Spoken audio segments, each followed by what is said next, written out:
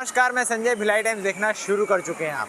इस वक्त हम सेक्टर 5 के ऑडिटोरियम में मौजूद है। यहाँ दुर्गा माँ विराजी हुई हैं और झूले पे विराजी हुई है। यहाँ का पंडाल जंगल के थीम पे बनाया गया है, वातावरण प्रकृति के थीम पे बनाया गया है, जहाँ जानवरों को भी, नकली जानवरों को भी रखा गया है और असलियत का फील कराने के लिए, सच्चाई जैसा प्रतीत कराने के लिए उनकी आवाज़ें भी निकाली जा रही है। आप जब यहाँ आएंगे, घुसेंगे, अंदर घूमेंगे तो एक तरफ से आपको जानवर दिखाई देंगे, तो जिस तरीके के जानवर होंगे, जो भी जानवर होंगे, उनकी आवाज़ें भी सुनाई देंगी। इस खास तरीके से पंडाल को तैयार किया गया है। नवरात्रि का आज तीसरा दिन है।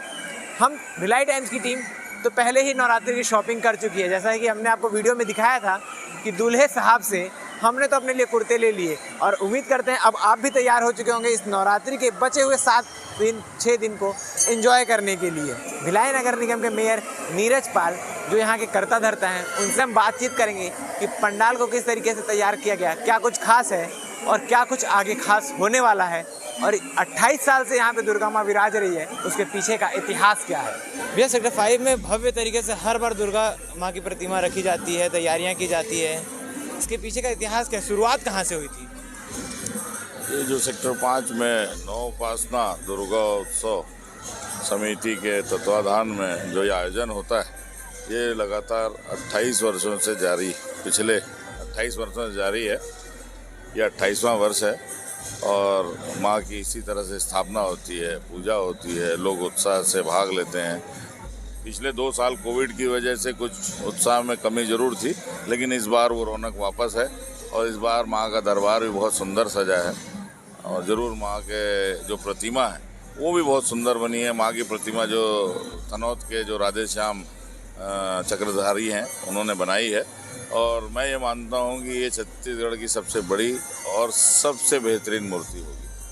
हर जगह बड़े बड़े विशाल पंडाल बनते हैं, लेकिन यहाँ पंडाल की ऊंचाई तो नहीं है, लेकिन हट के बोले तो सबसे हट के पंडाल है, यहाँ का सबसे हट के तैयारी की गई है। उसके पीछे का क्या कारण है?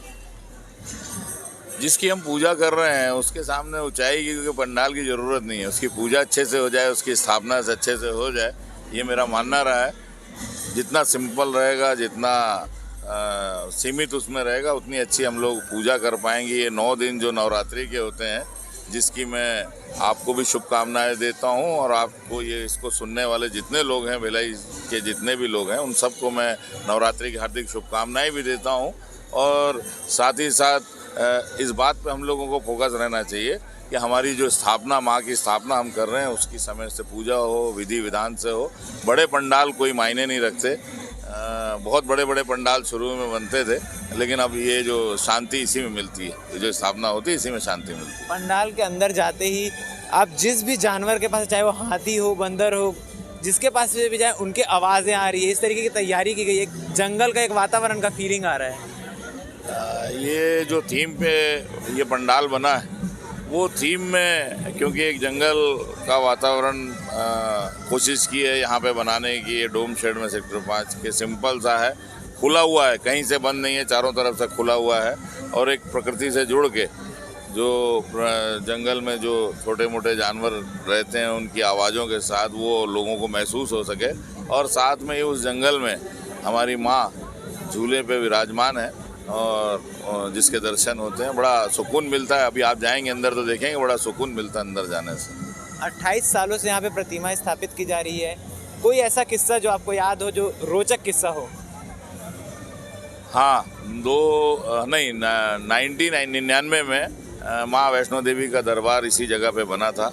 वो अद्भुत था, वो ना कभी दोबारा हो सकता है, ना ही मैं समझता हूँ कि वो सोचना भी, मतलब अपने आप में आज भी जब हम लोग उसको याद करते हैं तो जो उस समय बन गया था वो माँ की कृपा थी। वो कोई किसी का भी उसमें कोई वो नहीं था, माँ की कृपा थी। बहुत सुंदर बना, तो वो आज तक के जेहन में। खैर, उस समय तो हम लोग काफ़ी छोटे थे, लेकिन हमारे बड़े बुजुर्गों से सुनते कि उस समय बड़ी बड़ी लाइनें लगती थी। हाँ, लाइनें मतलब मैं आपको ये बता सकता हूँ कि लगभग 1.5-2 किलोमीटर की लाइन लगती थी और पूरी रात लोग दर्शन करते थे और पूरा वैष्णो देवी का फीलिंग। लोग गाँव से आते थे क्योंकि वो चीज़ जो बनी थी वो वही यहाँ अनुभूति होती थी जो कटरे, जम्मू कटरे जाके माँ वैष्णो देवी के दर्शन करने से जो अनुभूति होती है, वो अनुभूति यहाँ होती थी। तो वो चीज़ ही अलग बनी थी, वो आज भी याद है।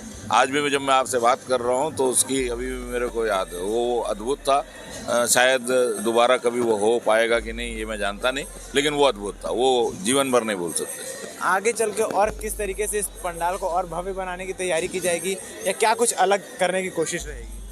हम तो ये हमारा जो फोकस रहता है वो इसी पे रहता है कि हम पूजा अच्छे से कर लें तो अच्छा अपने आप हो जाता है। बाकी तो उसकी माँ की कृपा है। हम लोग कौन होते हैं करने वाले, बाकी सब तो उसके हाथ में है, जैसा होना है वो जानती है। कुछ भक्त भी हमारे साथ मौजूद हैं जो दर्शन करने के लिए यहाँ आए हुए हैं। आज तीसरा दिन है, कहाँ कहाँ आप दर्शन कर चुके हैं अभी तक? सेक्टर 10 में दर्शन कर चुकी हूँ और सिविक सेंटर में ग्राउंड में जो माता बैठी है वहाँ पे दर्शन कर चुकी हूँ मैं। आज सेक्टर 5 के दर्शन करने आई हैं। यहाँ का पंडाल किस तरीके से अलग है या क्या खास है इसमें, आपने क्या नोटिस किया? बहुत ही यूनिक है, जंगल थीम पे बेस्ड है और माता की जो मूर्ति है वो बहुत ही ज़्यादा अट्रैक्टिव है। झूलती हुई है तो वो काफ़ी ज़्यादा अट्रैक्टिव लग रही है, अच्छा लग रहा है। मतलब जंगल में जानवर दिख रहे हैं, उनकी आवाज़ें काफ़ी अलग है। कई जगह आप लोग पिछले कई सालों से मूर्ति देखने जा रहे होंगे, पंडाल देखने जा रहे होंगे। यहाँ की व्यवस्था के बारे में बताइए कि भक्तों के लिए जो व्यवस्थाएं की गई है वो किस तरीके की है, अच्छी है, क्या कमी है या क्या अच्छा है? बहुत ही अच्छी व्यवस्था है। भोग की व्यवस्था तो बहुत ही अच्छे से मैनेज की गई है, एकदम लाइन एंड किसी को कोई चीज़ घूमने का भी कोई टेंशन नहीं है। स्वादिष्ट भोजन और बहुत फटाफट मिलती है, किसी को किसी तरीके की दिक्कत नहीं होती। और हर एक मैनेजमेंट हर तरफ से मूर्ति का सजावट से लेके हर एक चीज़ बहुत ही सुंदर की गई है। एक और ख़ास बात बता दें आपको कि शायद ही ऐसा कहीं होता होगा, सेक्टर 5 के पंडाल में 9 के 9 दिन पूरा भंडारे का, भोग का आयोजन किया जाता है। कि क्या कुछ खास है सेक्टर 5 में, सेक्टर 5 का इतिहास क्या है, इस तरह से भिलाई टाइम्स आपको और भी अन्य पंडाल दिखाएंगी कि उसमें क्या कुछ खास है। जानकारी के लिए बने रहिए हमारे साथ और भिलाई टाइम्स का चैनल सब्सक्राइब करना ना भूलें और हमारे इंस्टाग्राम पेज को भी फॉलो करें। धन्यवाद।